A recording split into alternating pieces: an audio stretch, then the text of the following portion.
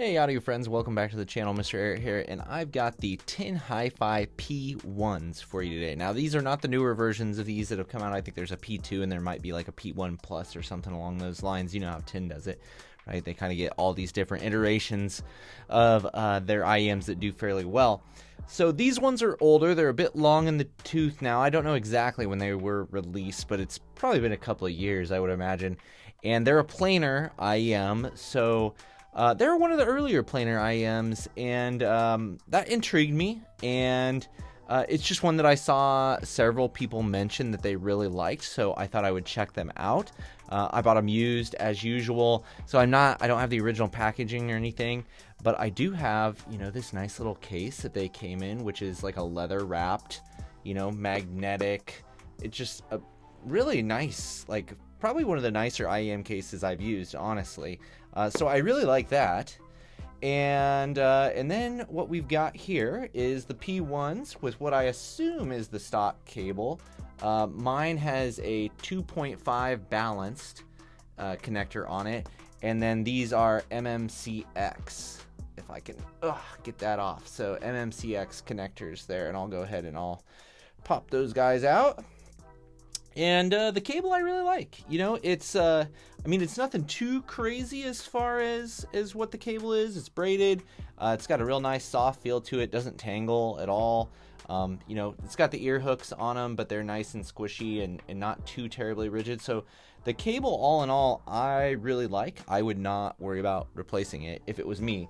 If that is in fact the stock cable, again, I'm not 100% sure if it is or isn't. It's just what came with them for me.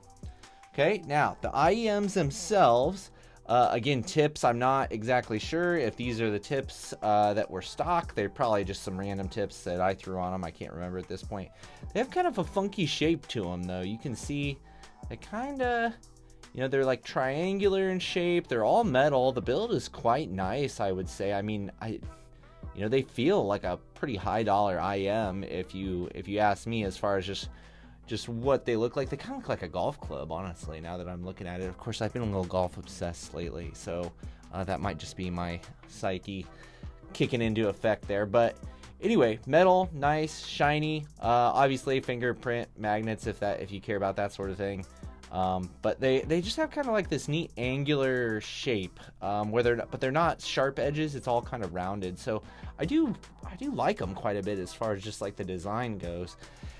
Now, they don't contour to your ear quite as much as some other IEMs do, but when I was putting them in, they've got a fairly small footprint, as you can see. So I didn't have any trouble with the fit on these. I feel like they tuck in there quite nice. I never had an issue with getting a good seal or anything like that for these guys. So everything about the build, accessories, comfort, all that stuff, I thought was pretty good with them. When we get to the sound here, though, they just fall a little short for me, if I'm being totally honest. I can see why some people, would go for them. They have a very forward sound to them. There's lots of detail there, really, and they have some pretty good spatial information, and they're reasonably well separated, but the timbre just doesn't come together for me. Now, I mainly was driving them off of my iFi X-Can. You guys know, for like a Bluetooth portable thing, this is like my favorite as far as just like what it costs and just its power output, and it just works well. I like the way this thing sounds, and it just functions well for me for things like IEMs and easy to drive headphones if I'm moving around the house. That was just my source, if you were wondering, but I found them.